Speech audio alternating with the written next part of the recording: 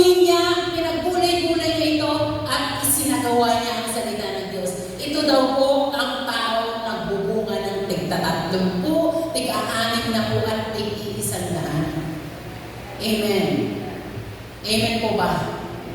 Alin po ba? So, ano gagawin ng Diablo? Ano yung greatest accomplishment niya? Yung makapunta siya, makapag-penetrate siya sa buhay ng isang Kristiyano at mawasak siya. Yun yung goal niya. Kaya huwag kang magtaka kapag dumadaan ka ng pagsubok. Minsan gusto mo umatin tapos natutokso ka na, oo na tayo umatin. Next time na lang. Pero yung espiritu mo gusto niya, pero yung mga, hindi niyo po ba napapansin kung kailan sasamba, doon may mga nawawalang medyas, nawawala sapatos, naiinis ka, parang ayaw mo nang umatin. Hindi po ba? Hello? Pero I encourage you, overcome the devil. Kapag kami problema, kapag ka nakakainis sa sitwasyon sa bahay, lumayas ka! Saan ka pupunta? Pumunta ka ng church. Hello? The more that you need to go to the presence of God, amen po ba? Hindi yung kapag kami pagsubok ka, doon ka mag-give up. Kapag ka nangihinga ka, doon ka tatalikod. Kapag kami mga suliran ka pinagdadaanan, hihiwalay ka na sa Panginoon. Wrong move. Wrong decision. Wrong step. Kapag ka nangihina ka, the more na lumapit ka sa nagpapalakas. Amen po ba? Yung mga emotional. Kaya nga yung malalim na Kristiyano, hindi basihan yung umiiyak ka sa presensya. Hindi po natin minamaliit yung pag-iyak sa presensya ng Panginoon. Hindi rin natin minamaliit yung pagtalo sa presensya ng Panginoon. Hindi natin minamaliit yung pagbagsak kapag tayo pinag-pray sa presensya ng Panginoon. Pero kung pagkatapos po nito ay walang pagbabago, wala po itong kabutihan sa atin. Hindi ko po makakalimutan sinabi ni Pastor Noel. Daig ng kaperasong lapis ang matalas na memorya. Kahit sabihin mo, magaling yung memory mo, pero minsan, ipinagkakanulo ka nito. Pero yung lapis na ginamit mo para isulat ang mensahe ng Panginoon, every time that you scroll back to the message of God, boom, nandoon. Hindi yun pwedeng nakapin. Sulat niya, nakarating kay Satan. At dumating, yan, si Paulo, na nakasuot ng santa. Yan talaga siya. Panoorin niyo po yung trailer niya para makuha niyo yung gist ng kwento. Okay? Pumunta siya doon. Kung titignan po natin, parang may maganda siyang aral. Kasi sa bandang huli, parang si Satan, meron siyang mga ginagawa. Kasi parang tinutokso niya ng mga pornography, magbibigay siya ng mga magazine ng mga hubad. Pero yung approach ng bata, para na magpapabago niya. Yung intention ni Satan, gawan siya ng masama, influensyahan sa masama, ay napapalitan ng mabuti, which is not true. Kahit kailan, kapatid, hindi magiging mabuti si Satanas. Can you say amen? These are perversion. Mga pagtutwist ng kaaway. Kasi kung titignan mo, kung hindi ka magsisiyasat, parang maganda eh. Kasi nung ma-aksidente yung bata sa Siena, dinala ni Paulo yan sa simbahan. Parang hindi ko na-aksidente siya, wala siyang malasabi. Anong ginawa niya sa bata? Parang nagmamalasakit na siya sa bata. Which is not true. Kahit kailan, hindi siya magkakaroon ng malasakit sa atin. Hello? Kaya it is deceiving. Kung hindi mo bubulat lang ito, kung mababaw ka sa salita ng Diyos, iisipin mong maganda yung lesson ng kwento. Iisipin mong maganda siya sa bata. Iisipin ng bata, ay, pwede ko palang mapagbago. Hindi po. Si Satan po yan. Si Satanas. And he is the father of lies.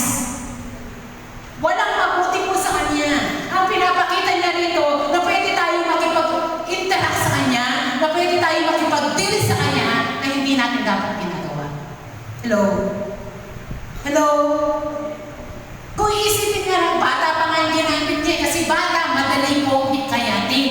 But mind you, huwag nyo ipapanood sa mga anak ninyo. Kasi pwede siyang ma-confuse.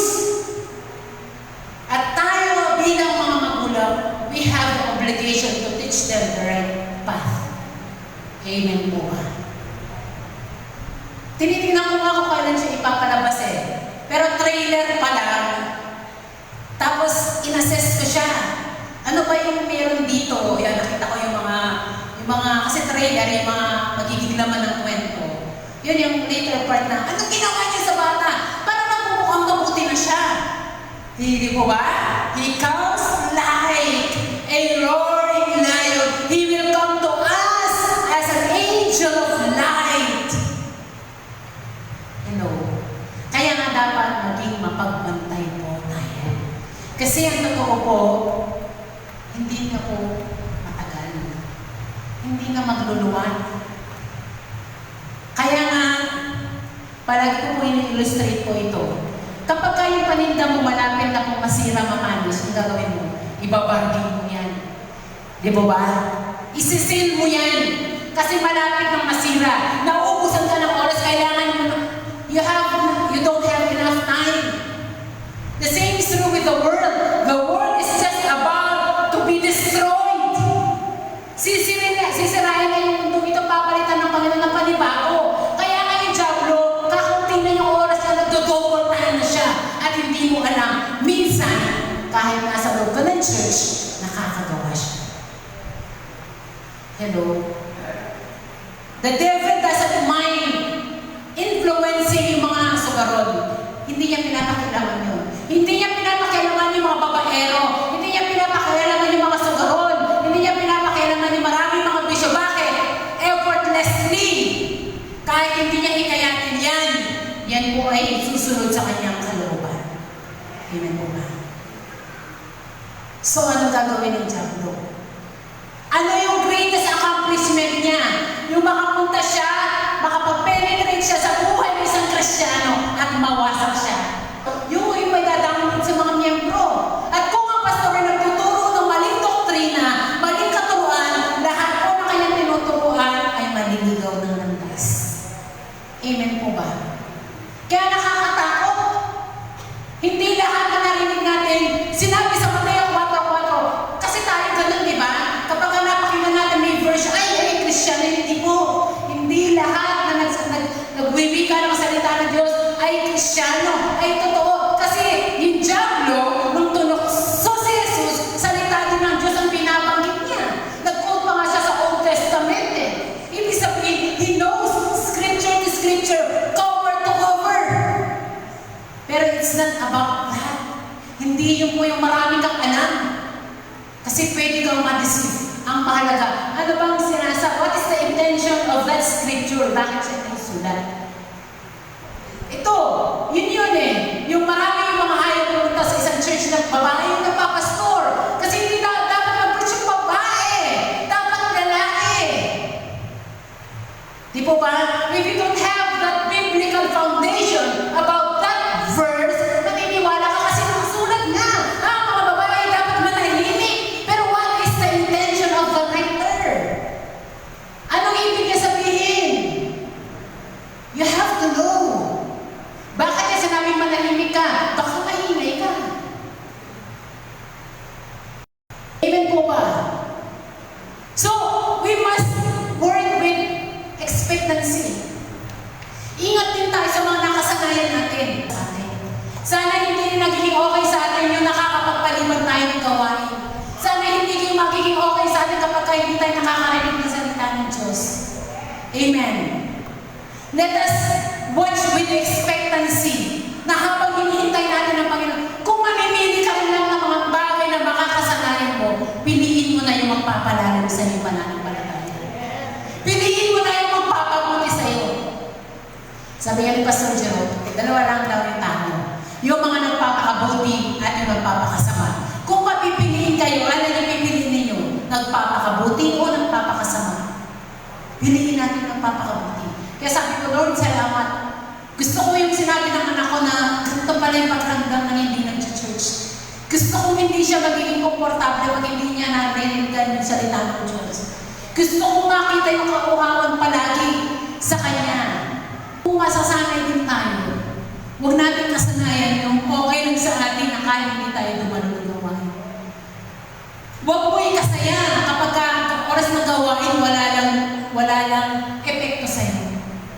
Ikasaya mo yung kapag kami gawa na hindi ka nakaten, mayroong panghihinayang sa puso.